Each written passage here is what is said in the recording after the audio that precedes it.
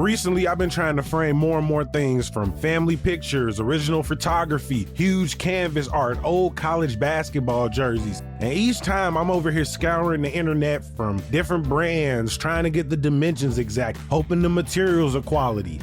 And that's where FrameBridge steps in and takes away all of the hassle.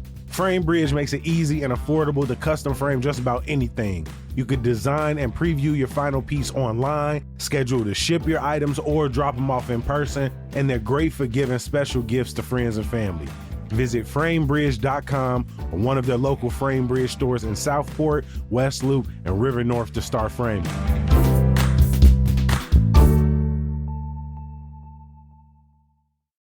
Hands up, this ad is gonna make you hungry. That's because it's Wing Week at Woody's Flat Hopsmith Tavern and Fatport Tap Works. You can get a pound of wings for $15.25 all week at any of the Big Onion spots. I'm talking Hopsmith and Gold Coast. All three Fatport locations in Wicker Park, McCormick Place, and Lincoln Wood. Woody's Flat in Old Town is even doing a wing eating contest where you can win $500 and free wings for a year. I just pulled up on them recently and left with 2 orders of the barbecue wings. They also got a Malort wing sauce if you into that kind of thing. Aftertaste lasts for an hour. You have been warned. Don't miss Wing Week at Woody's Flat, Hopsmith, and Fatport now through August 3rd. Today on CityCast Chicago. Summer is far from over, my friends. The festivals, stories, and extreme heat warnings just keep on rolling. But before we blink and another month is gone in Chicago, we're slowing things down for our guide to August. It's Thursday, July 31st. I'm Jacoby Cochran, and this is what Chicago's talking about.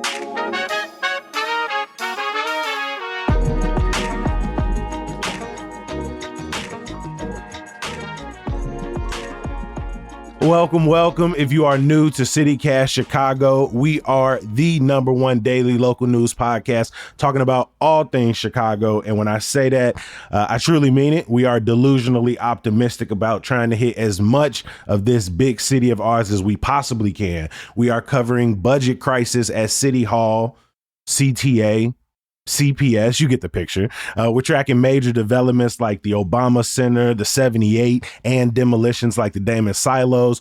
We also make time to create Chicago summer playlists for you, talk classic movies, and eat some of the best food this city has to offer. And we're doing that 5 days a week in your feeds and in your inboxes. And the 2 people who I think are most responsible for keeping this train running smoothly every single day are joining me in the building for this month's guide. And that is producer Michelle Navarro. Welcome back to the podcast, my friend. Hey, Jacoby. And executive producer Simone Alicea. What's up, G? Hey, Jacoby. What is the thing you are most looking forward to in August? Not covering in an episode, but doing in your life off the clock just to enjoy yourself. Simone, what's that for you? I am really excited because, and my fellow game nerds know what's up here.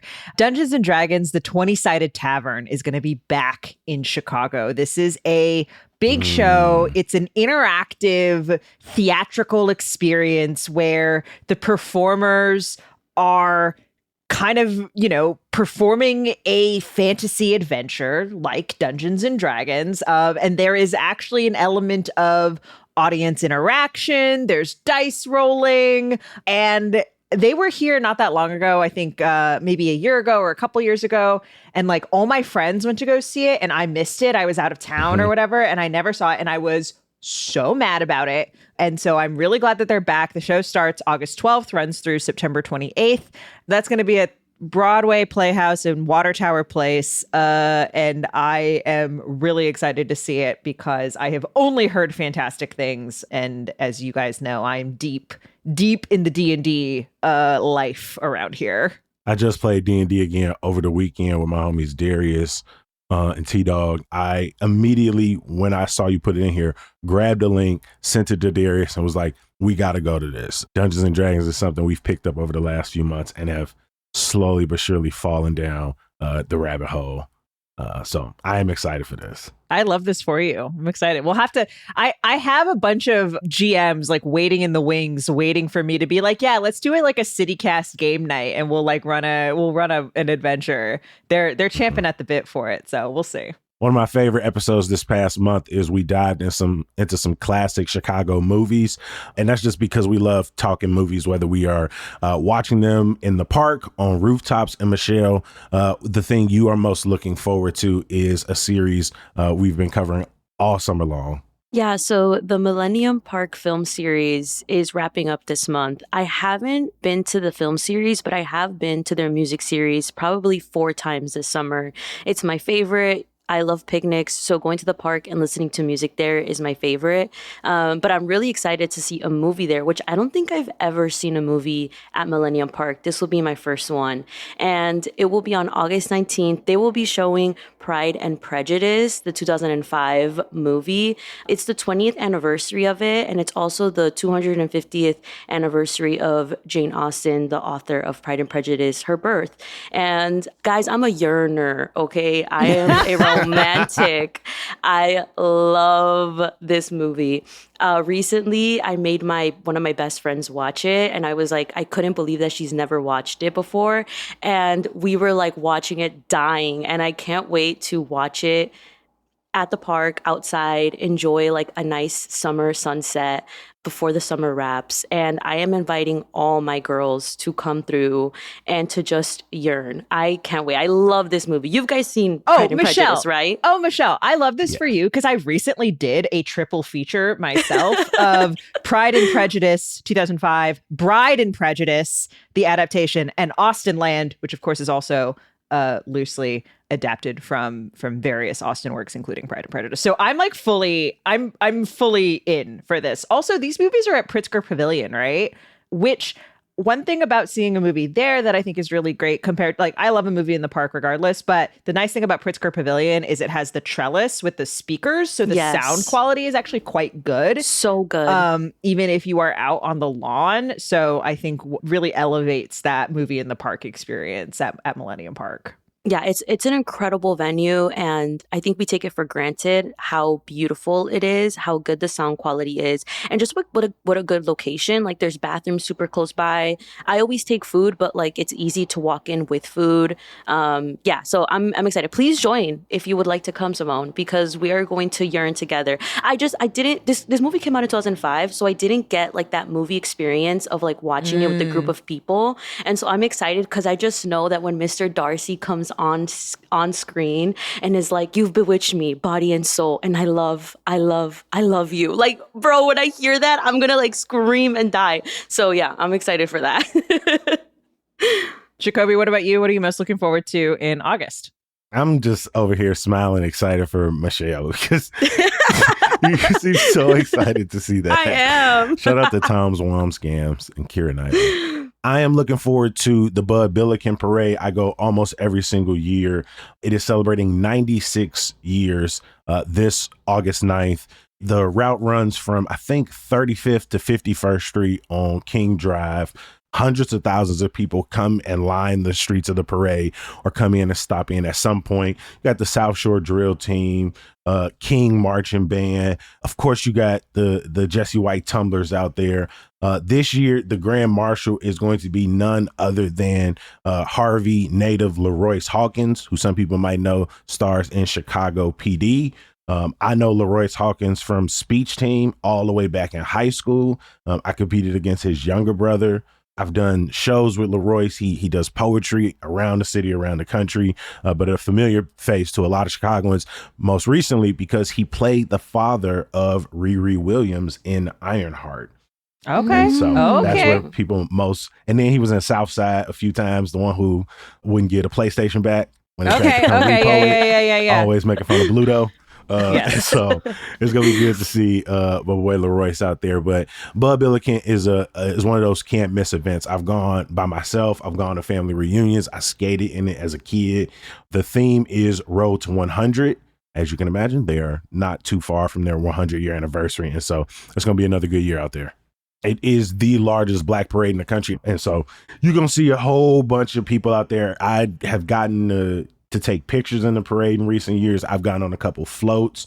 Shout out to DTLR. I've hopped on their float a few times. WGCI 92.3 be out there. Every politician is going to be out there making a walk. And I imagine it's going to be very political this year, with all those congressional seats kind of in the mix. That's and exactly the what Senate I was going to say. seat. I was like, people finna be out there like really shaking hands, trying to get some FaceTime in because they're going to be that primary next year. Yeah, I love going out there, and it's one of my favorite days to take pictures. Just the joy in people's faces, the colors, the outfits, the backgrounds.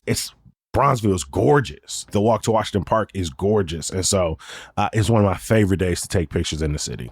Every month, we like to give y'all tips to help you navigate the city, to make life a little bit easier for you, whether that's construction to watch out for, shows that are only going to be around for a little bit of time, ways to not get your car towed this month.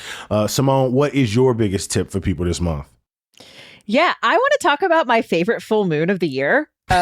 which is the Sturgeon moon. It's going to happen kind of August 8th into August 9th, right? The evening of August 8th, getting into the early morning of August 9th. And the reason the Sturgeon moon is my favorite moon. Okay, follow me on this. We're going on a journey.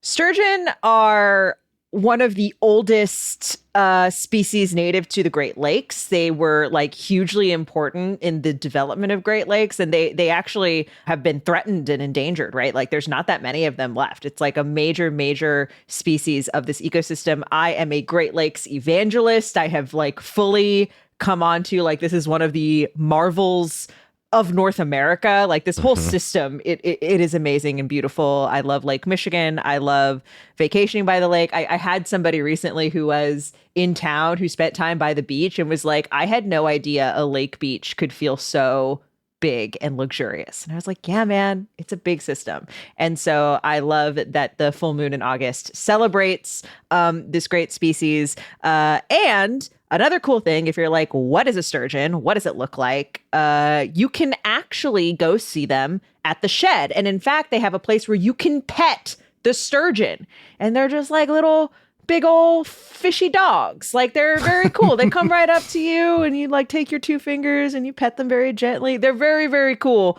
And if you're like, but Simone, I don't want to go to the shed. It's the middle of summer. It's busy. They have free nights for Illinois residents on Tuesdays in August. And so these are evening hours, open from 5 to 9. So you can go after work. You don't have to. I think for those of us who are adults without kids, we're not necessarily willing to pay those shed ticket prices on a Saturday, when everything else is busy downtown. But like Tuesday night, that's a great little outing. And I think we talked about in our guide last month about like making time to do stuff during the week, like do that weekend stuff on your weekday evenings. And this is one of those things that I think is a great sort of like something you maybe might be wary of doing on the weekend, but you can do during the week. And that is petting the sturgeon at the shed. I think August 9th is a Tuesday. So it's like you could pet the sturgeon on the night of the Sturgeon moon and like go out on museum campus and like see the moon. Like, you know what I mean? Like you just have a whole little like native species experience. And so that is my tip for August is watch the sky.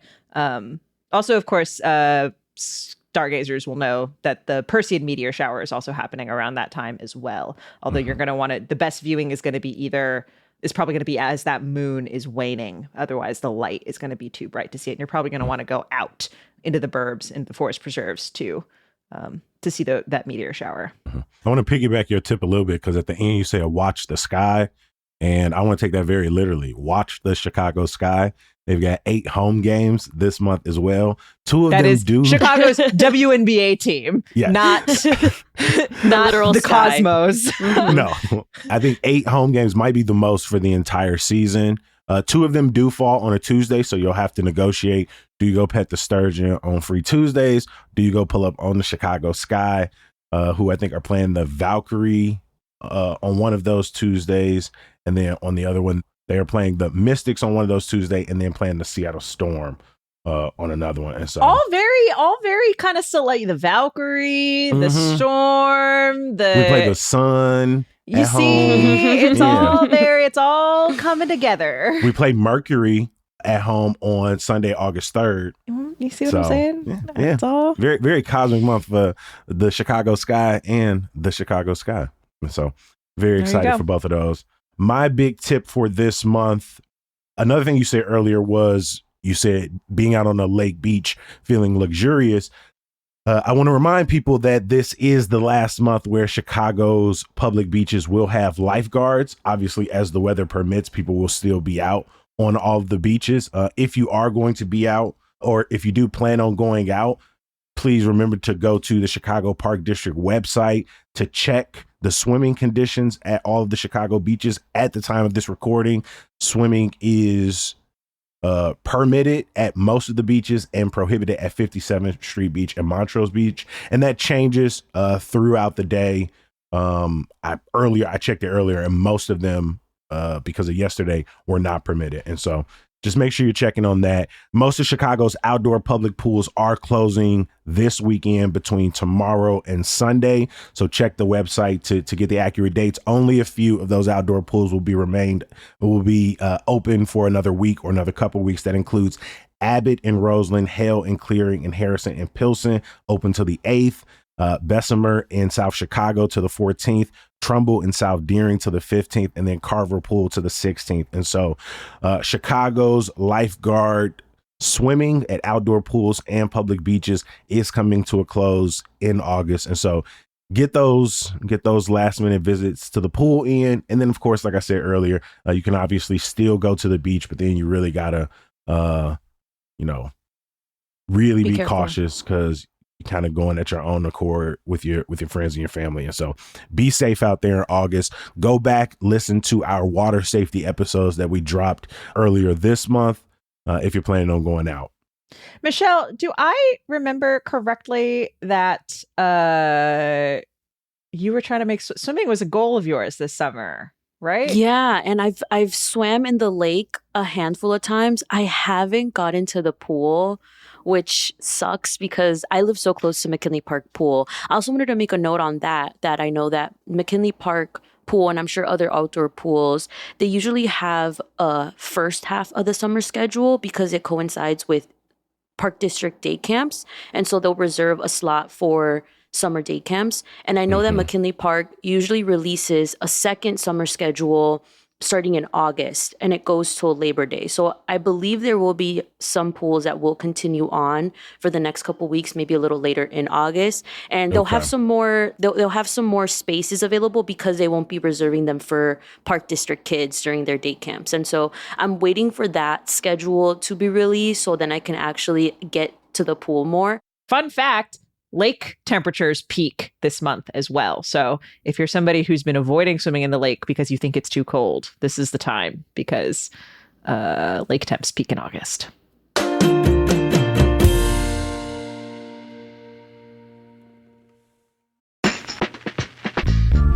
The Summertime Shot isn't complete without a little theater, if you asking me, maybe even a musical. And I've got one you definitely want to put on your radar. Parade is going to be at CIBC Theater August 5th through August 17th. Winner of the 2023 Tony Award for Best Revival of Musical, Parade is based on the true story of Leo Frank, the sensationalized media coverage of his trial, and the anti-Semitic tension surrounding a tragic conclusion. The New York Times said this revival recalls an era of big casts, big stories, and big talent, a time when musicals actually felt like events. And you know how much we love an event in Chicago, dressing up, making a night of it, so that makes Parade a perfect addition to your summertime lineup. Don't wait. Get your tickets now at BroadwayInChicago.com for Parade at the CIBC Theater August 5th through 17th.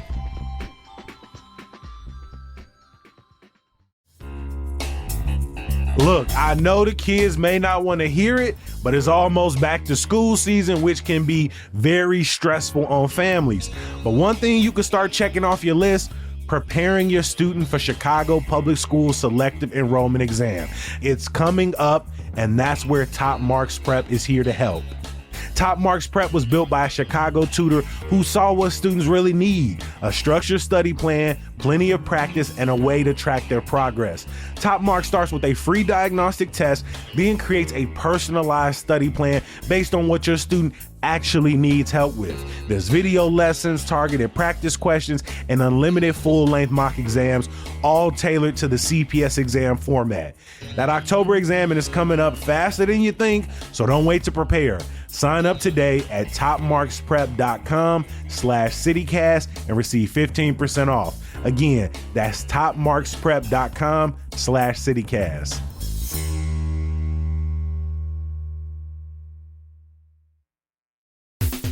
Remember that amazing little cafe you went to last summer? You know, the one with the perfect breakfast sandwich and them delicious smoothies? Or what about that hiking spot or that biking trail your friend told you about, but for some reason you can't remember the name? Well, with Overlook Maps, special places never get lost again, my friends. Create personal lists of places you've been and want to go. Hey, share your favorite hidden gems with friends and family. Let them discover that nail salon, that barbecue spot, that row of thrift shops that you've been trying to gatekeep. Or you know what, hey, if you want, keep your secret spots completely private. But what about this? Maybe you planning a trip with friends. You can create a share list where everyone can add their ideas. Maybe you visiting a new city. You can check out lists from locals who already know the best spots that you should pull up on. And here's a key part.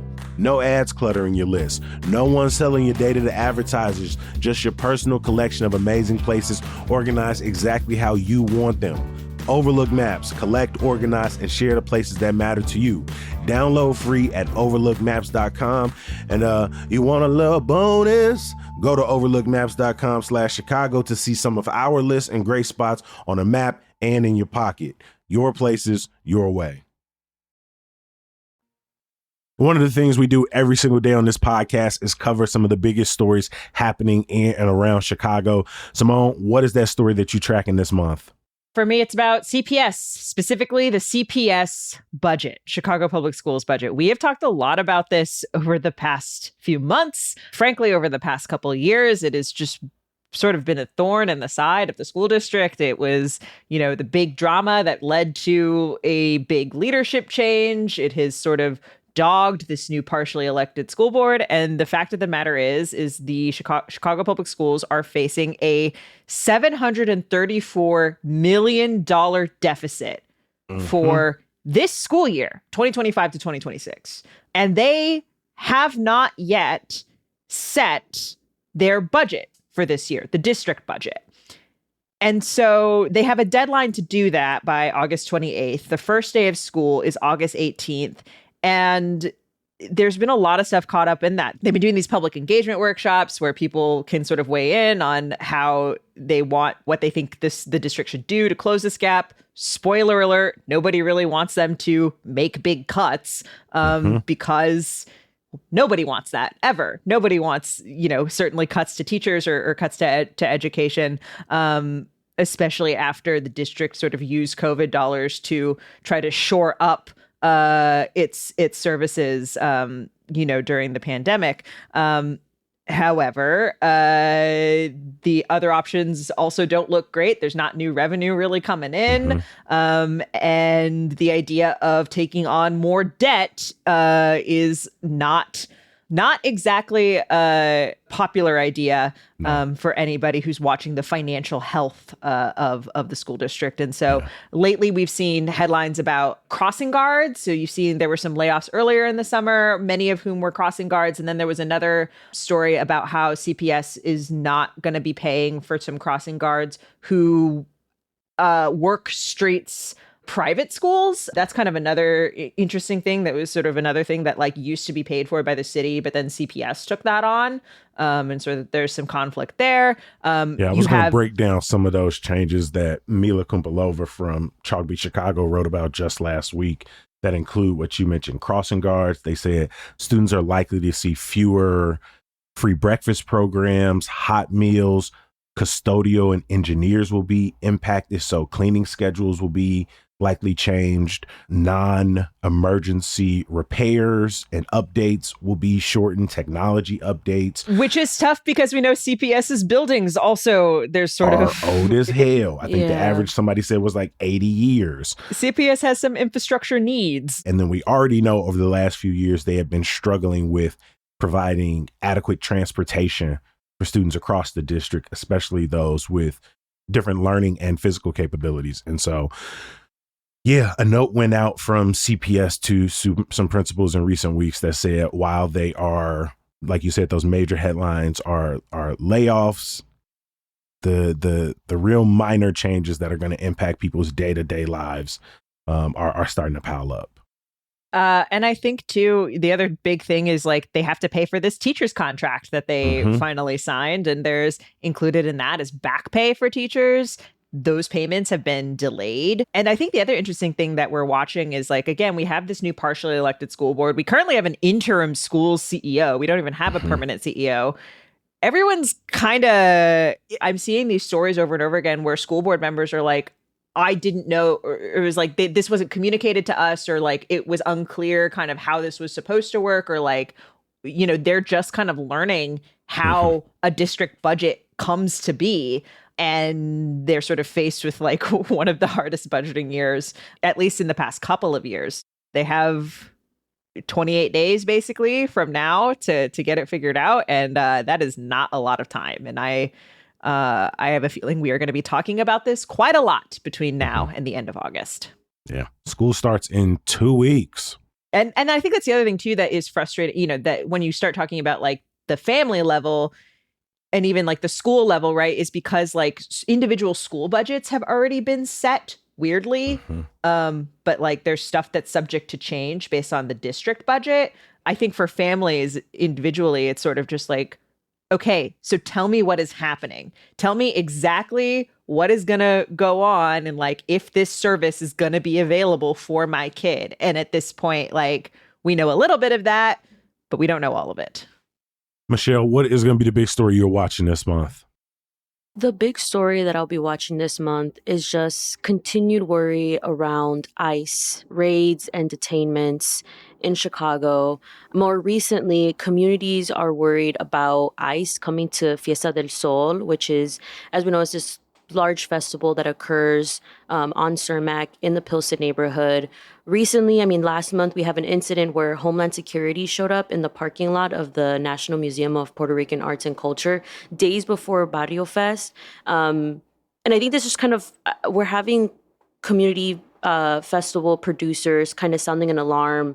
You know, is this people are saying that this is a scare tactic, showing up in these places that are largely Latino. And I think a lot of people are kind of paying attention to Fiesta del Sol, which starts today and runs until Sunday. It is the largest Latino fest, drawing approximately 1.2 million people, which honestly, I was amazed hearing that number. I had no idea that it was that large, even though I knew it was such a big festival. And I'm someone that goes every year.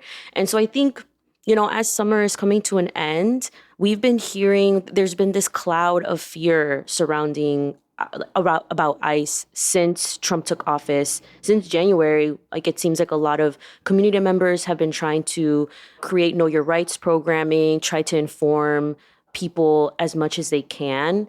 And it seems like it's not coming to an end anytime soon, unfortunately. I'm also looking ahead at school starting. I mean, right now, you know, Simone, you just mentioned that we're watching the CPS budget.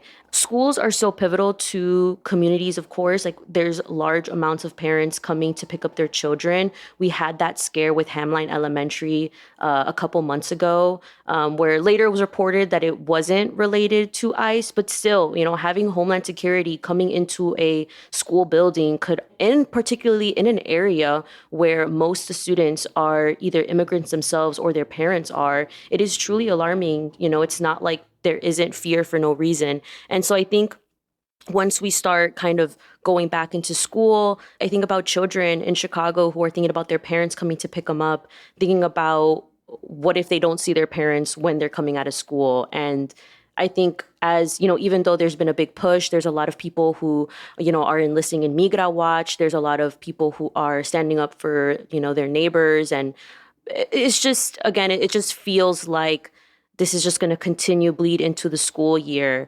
And also looking ahead in September, where September is a really big month for Mexican Chicagoans, both Mexican Americans and Mexican nationals who call Chicago home. I mean, like literally September 1st, we are going to be seeing Mexican flags on cars, outside of homes. And it just makes you wonder, you know, there already is this targeting of specific areas that that Latinos are well known to be at, and so I think about how this year maybe that Mexican independence time that we have, those celebrations could be impacted by this. I mean, there's already been, there's always crackdown on street caravans, and the city just gets pretty hectic around Mexican Independence Day. Another thing too, I mean, the city council is pushing for ICE unmasking, which we also talked in July about. The resolution is co-sponsored by Mayor Brandon Johnson and 18 other elder people. It was sent to the city rules committee. And so I'm also going to be looking at that. I'm curious on, will they comply if it is enforced? Who knows? But it's definitely something that community members have been advocating for, the fact that already an ICE raid is so alarming and so dehumanizing. The fact that community members aren't allowed to know who are the people that are causing this harm, who are the people who are carrying out these raids and these detainments, of course, is more unsettling, and it's harder to, keep people accountable. And so that's definitely something that will be following in city council.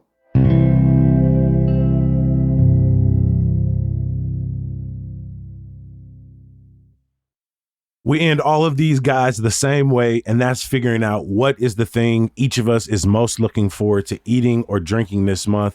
Simone, I'm going to start with you. Block Club just reported about a venue in my neighborhood that is making some changes that I'm really excited about. Uptown Lounge is a popular 4 a.m. spot. That is, it's where you end the night when you're like in it to win it. You know what I mean? Like when that you're is trashed. That is a place where many decisions have led you to that point. I love it. They do karaoke too, which I think is great. And we love a 4 a.m. spot. It's also right by the Lawrence Red Line stop, which of course just recently reopened after being closed for construction. And Uptown Lounge has sort of responded or is expanding, and they are now doing coffee in the mornings. And they also are doing baked goods from a bakery. And I love this. They're not only are they just like serving coffee, but they're like literally opening the restaurant so you can sit and work and hang out. And I think that's such like a great, the Lawrence station had been closed since 2021, and there's been like so much construction too. Like the Aragon is right there, and, it's been kind of choked up, but like, I think with the station reopening, it's going to like this really lively corner, the Green Mill is going to become even more lively. And I love that. I'm also just like, my hope is, it's unclear to me if breakfast sandwiches are part of their offerings, but I hope it becomes one, because I got to tell you, if there is somebody who does a really good breakfast sandwich, I want to know. I need it. I need a breakfast sandwich within walking distance from me. I'm obsessed with it. I think there's a dearth of good breakfast sandwiches in this city, particularly in the area that I can walk to. And so I am hopeful that maybe this gets us one step closer to that. But that's what I'm excited. I'm excited to try the coffee at Uptown Lounge and see what it looks like in the daylight, because I've never seen it in the daylight. Michelle, what about you? I really want to check out the Duck Inn. I've never been. Every single friend that has been there has recommended to me. And I specifically want to try their brunch on weekends. So on Saturday and Sundays, they serve it from 10:30 to 3 p.m. And on that note of breakfast sandwich, they have a breakfast sandwich called the Egg McDuckin, which is like fried egg, American cheese, sausage, patty, grilled onions on an English muffin. I also love breakfast sandwiches. They have like short rib Benedict. They had shrimp and grits, a duck sope. And so I'm actually really looking forward to trying their brunch this month. They also have this month, so they do it every last Thursday of the month this summer. And so this month on August 28th, there will be a tropical pig roast. It's $55 per person. And That's not bad, actually. It's not. It's a whole roasted suckling pig and Polynesian delights, and also island cocktails. They were talking about this specific cocktail called the Spa Mai Tai. But yeah, $55 for a like pig roast that actually sounds delicious. I haven't been at a pig roast since probably the last time I've been in Mexico, or maybe years ago. And so, yeah, I'm actually kind of looking forward to that. So I think I also, aside from brunch, I probably will check that out later in the month. I've always wanted to try the Duckins hot dog. They have a very famous hot dog that Mhm. includes Yes. We talked about it a couple times. Mhm. beef and duck fat, in the casing. It's essentially the fanciest version of your Chicago dog. I haven't tried it, and it's certainly on my list. Jacoby, what about you? What are you looking forward to eating and or drinking this month? I got one festival and one restaurant. The restaurant is Luella's. I know that they've been closed for a little minute, and then they moved to Albany Park from their original location in, where were they? Lincoln Square. Lincoln Square. Mm-hmm. And so they're reopening as a breakfast and a brunch spot. They were in Lincoln Square for about 10 years, and they open back up on the 6th. And so I like a good breakfast. I like a good brunch. Luella's, people love Luella's. Yeah. I've They been trying to ride go hard. too. I've been trying to go. I think when it first was announced that they were closing, I can't remember if it was immediately clear that they were moving somewhere else.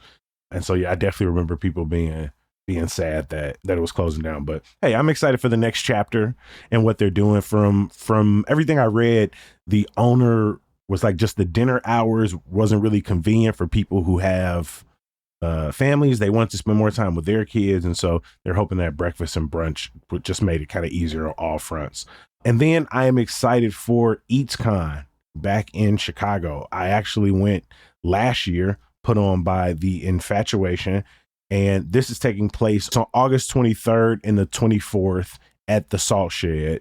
We've had on our friends from The Infatuation a bunch of times at this point. I really like the way they used the Salt Shed. Both, you were able to go outside, walk around the food trucks, then go inside, find some seating. They also had programming on the inside, a bunch of speakers, a bunch of chefs came in, a bunch of, they had some public figures as well.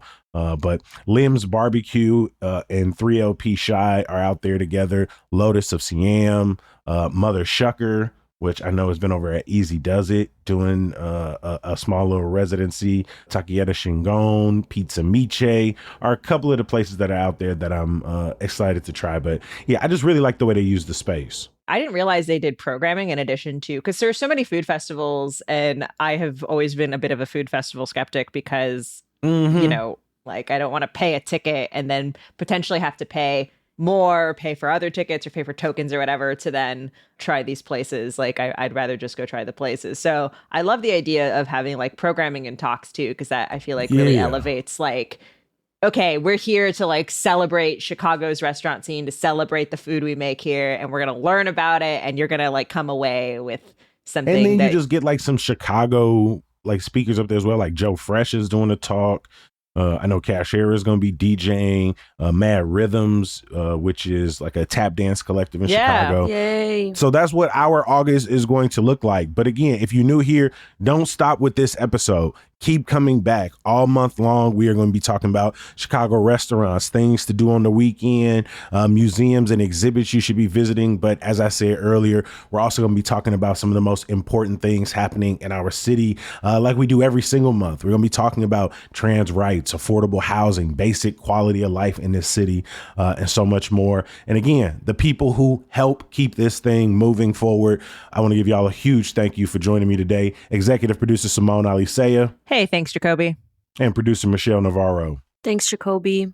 The podcast isn't the end all be all of CityCast Chicago. We also have a fantastic website, chicago.citycast.fm, where you can catch up on our latest podcast episodes, articles, check out our neighborhood guides. And please, if you have not yet, subscribe to our daily newsletter, Hey Chicago, and meet our newsletter editor, Emmy Mack. Fantastic and hilarious stories, news that you need to know every single day, events that you should add to your calendar. And again, like the podcast, that is free. The National Public Housing Museum is hosting a poetry writing workshop tonight from 6 to 8, led by creative writing instructor, poet, healer, and former Hillard Homes resident, Tony Asante Lightfoot. If you haven't stopped by one of Chicago's newest museums, please make some time in August. They've actually got an open house on August 10th, as well as some virtual and in-person events in their calendar. I will drop a link in our show notes. As always, I appreciate you for making time. We are going to be back bright and early tomorrow. We'll talk to you then. Peace.